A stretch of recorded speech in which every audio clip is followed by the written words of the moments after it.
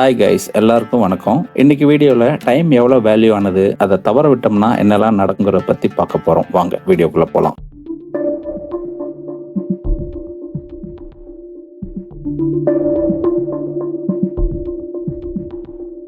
ஒரு பள்ளிக்கூடத்துல 10ஆம் வகுப்பு படிக்கிற ஒரு சிறுவன் இருந்தான். அவன் முழு வாழைப்பழ சோம்பேறி. ஸ்கூலுக்கு சரியான நேரத்துல வரமாட்டான்.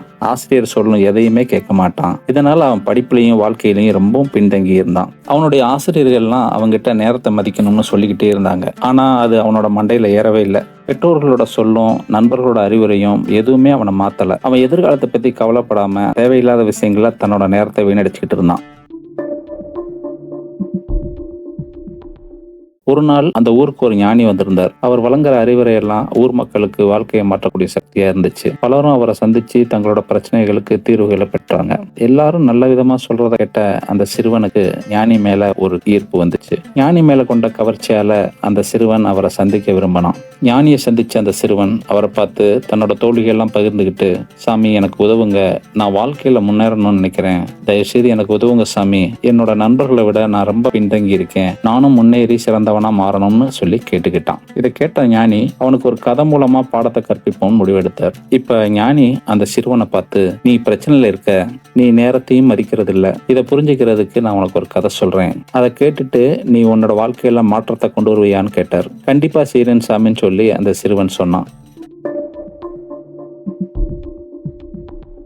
முன்னொரு காலத்துல ஒரு ராஜ்யத்துல ஒரு சிறந்த ராஜா வாழ்ந்தார். அவரு தன்னோட மக்கள்கிட்ட எப்பவுமே கருணை காட்டுவார். உதவின்னு யாரு கேட்டு வந்தாலும் அதை என்ன ஏதுன்னு கேட்டு அதுக்கு நியாயமான முறையில உதவுறது அவரோட வழக்கம். ஒரு நாள் ராஜா தன்னுடைய தேசத்துல இருக்கக்கூடிய மக்களோட நிலைமைகள்லாம் பார்க்கறதுக்காக மாறு வேஷத்துல நகர்வலம் வர ஆரம்பிச்சாரு. அப்ப அந்த ஊர்ல வேலை வெட்டி எதுவும் செய்யாம கையில காசு பணம் இல்லாம ஊரெல்லாம் கடனை வாங்கிட்டு யாருக்கிட்டையும் மதிப்பு மரியாதை கிடைக்காம ரொம்பவும் கேவலமா இகழப்பட்ட ஒரு மனிதனை பார்த்தாரு.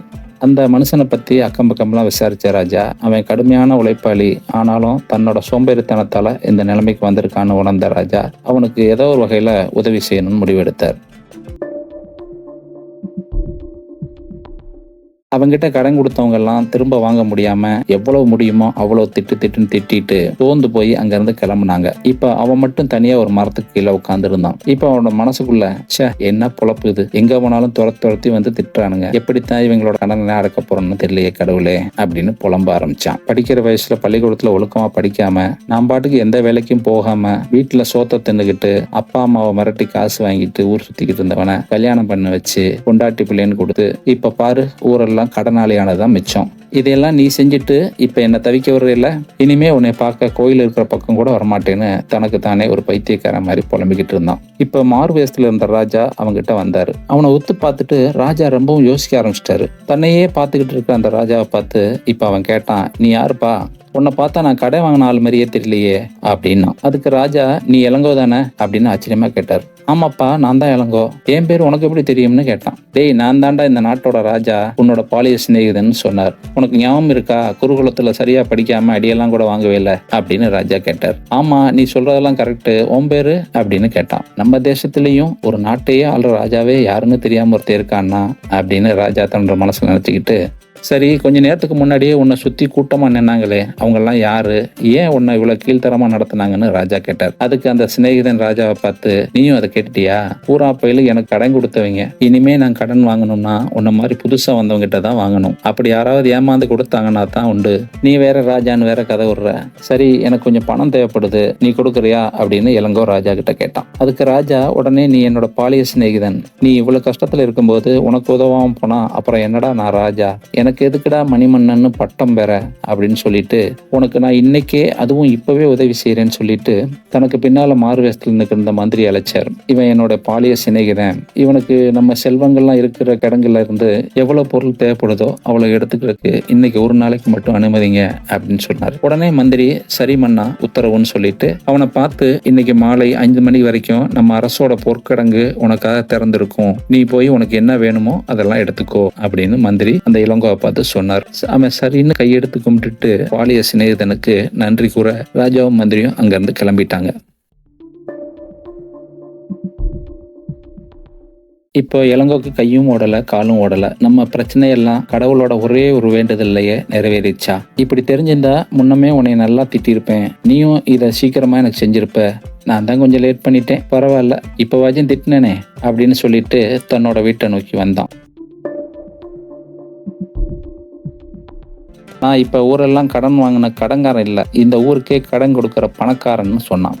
இப்போ மனைவி அவன் பேசுகிறத பார்த்துட்டு இந்த ஆளுக்கு என்ன மண்டகண்ட குழம்பு போச்சா இல்லை பைத்தியம் எதுவும் பிடிச்சிருச்சான்னு யோசிச்சுக்கிட்டு இருக்கும்போது அவளோட நெத்தி போட்டு ஒரு தட்டி விட்டு, ஒய்ஃபு, என்கிட்ட பணம் இல்லாதவரெல்லாம் என்னென்ன பேசினேன், நீ ஒன்னத்துக்கு உதவாதவன், தெண்ட சோறு, நீ எல்லாம் இருக்கிறதுக்கு இல்லாமலே இருக்கலாம்னு சொன்னேன்ல, ஐயா இன்னைக்கு சாயங்காலத்துலேருந்து இந்த நாட்டுக்கு பெரிய பணக்காரன், நீ தான் இந்த பெரிய பணக்காரனோட பொண்டாட்டி, அப்படி இப்படின்னு சும்மா மனசுல தோணுலதெல்லாம் பொண்டாட்டிட்டு அடிச்சு விட்டான். அவனை ஆச்சரியமா பார்த்த அவனோட மனைவி, யோ என்னையா சொல்றேன்னு கேட்டா. இப்ப இளங்கோ மார்வேஸ்ல வந்த ராஜாவை சந்திச்ச நிகழ்ச்சியெல்லாம் ஒண்ணு விடாம 1 மணி நேரத்துக்கு அவுத்து விட்டான். கடைசியா தானும் ராஜாவும் பாலிய சிநேகிதனும் சொல்லி முடிச்சான். இளங்கோ சொன்னதை கேட்ட பேராசை பிடிச்ச அவனோட மனைவி, யோ அரண்மனைக்கு போனதும் முதல்ல தங்க காசு தங்க நகை எங்க இருக்குன்னு பார்த்து அதையெல்லாம் அள்ளிக்க, நான் இங்கிருந்து 2-3 கோணி சாக்கு தர்றேன், அதுல உன்னால எவ்வளவு முடியுமோ எவ்வளவு தங்கத்தை அள்ளிக்க முடியுமோ அவ்வளோத்தையும் அள்ளிக்கிட்டு வந்துரு அப்படின்னு கோணிப்பையை தேட ஆரம்பிச்சான். இப்போ இளங்கோக்கு பசி எடுக்க ஆரம்பிச்சிச்சு.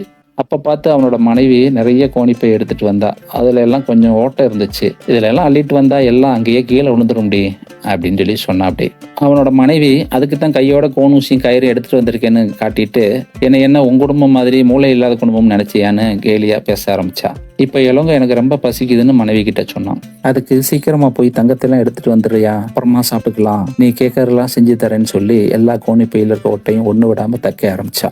எல்லா கோணிப்பையும் சரி பண்ணிட்டு வந்த அவனோட மனைவி, உனக்கு பசிக்குதுங்கிறக்காக மூட்டையெல்லாம் தூக்க முடியாம அங்கேயே விட்டு வந்துடாதையா அப்படின்னு சொல்லிட்டு ஒரு சின்ன குழப்பத்துக்கு அப்புறமா அவனை பார்த்து, யோ கொஞ்சம் புரியா அப்படின்னா, நீயும் பசியோட இருக்க, நான் உனக்கு சாப்பிட்றதுக்கு ஏதாவது செஞ்சு தரேன், நீ சாப்பிட்டு போய் தெம்பா ஒண்ணு விடாம அள்ளிட்டு வந்துடுறியா அப்படின்னு கேட்டான்.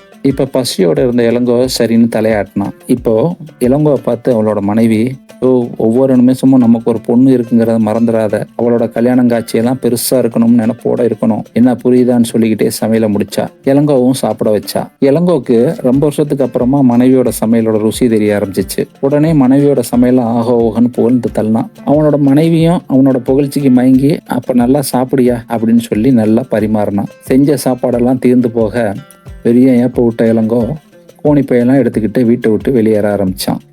இப்போ நான் சொன்னதெல்லாம் நல்லா ஞாபகம் வச்சுக்கிங்க, முதல்ல போனதும் தங்கத்தை தான் எடுக்கணும், அதை எடுக்கும் போதெல்லாம் ஒவ்வொரு நிமிஷமும் உங்களோட பொண்டாட்டியும் பிள்ளையும் தான் உங்களுக்கு ஞாபகத்துக்கு வரணும். அப்புறம் இன்னொரு முக்கியமான விஷயம், போற வழியில இந்த விஷயத்தெல்லாம் யாருக்கிட்டையும் உளறிக்கிட்டு இருக்காதீங்க, ராத்திரியில ஊரெல்லாம் அடங்கினதுக்கு அப்புறமா வீட்டுக்கு கொண்டு வாங்க அப்படின்னு எச்சரிச்சு அனுப்பிச்சு வச்சா. இங்கிருந்து ராஜாவோட அரண்மனைக்கு போறதுக்கு எப்படியும் 2-3 மணி நேரம் ஆகும். இப்ப கிளம்புனதான் சரியா இருக்கும்னு மனசுல நினைச்ச இளங்கோ அங்க இருந்து நடக்க ஆரம்பிச்சான். மதிய நேரங்கிறதுனால சூரியன் சும்மா சுட்டு எரிச்சிட்டு இருந்தான். மனைவியோட சாப்பாடு வேற ருசியா இருந்துச்சுன்னு நல்லா சாப்பிட்ட இளங்கோக்கு இப்ப கொஞ்சம் தூக்கம் வர ஆரம்பிச்சிச்சு. இருந்தாலும் இன்னமும் அரண்மனைக்கு போக ரொம்ப தூரம் இருக்கேன்னு நடக்க ஆரம்பிச்சான். அரண்மனைக்கு இன்னொரு 1 மணி நேரத்துல போயிடலாம் அப்படிங்கிற தூரம் வரும்போது இளங்கோவால நடக்க முடியல. சரி, பக்கத்துல இருக்க மரத்துல கொஞ்ச நேரம் உட்காந்துட்டு போலாம்னு நினைச்ச இளங்கோ அந்த மரத்தடியில கொஞ்ச நேரம் ஓய்வு எடுக்க ஆரம்பிச்சான். வெயில்ல வந்த இளங்கோக்கு மரத்தோட நிழல் தந்த இனிமையும் அங்க வீசின இதமான காத்தும் மனசுக்கு ரொம்ப இதமா இருந்துச்சு. திடீர்னு கண் முழிச்சு பார்த்த இளங்கோவுக்கு 2 மணி நேரம் போனதே தெரியல. அப்படி ஒரு ஆனந்தமான உறக்கம் உறங்கியிருக்காரு. இப்ப அரண்மனைக்கு இன்னும் 1 மணி நேரத்துல போயிடலாம்னு நினைச்ச இளங்கோ அங்கிருந்து ஓட்டமும் நடையுமா நடக்க ஆரம்பிச்சான். சூரியன் கொஞ்சம் கொஞ்சமா மேற்கு பக்கமா மறைய ஆரம்பிச்சிச்சு. இளங்கோவோட ஓட்டமும் நடையும் இன்னும் வேக எடுக்க ஆரம்பிச்சிச்சு.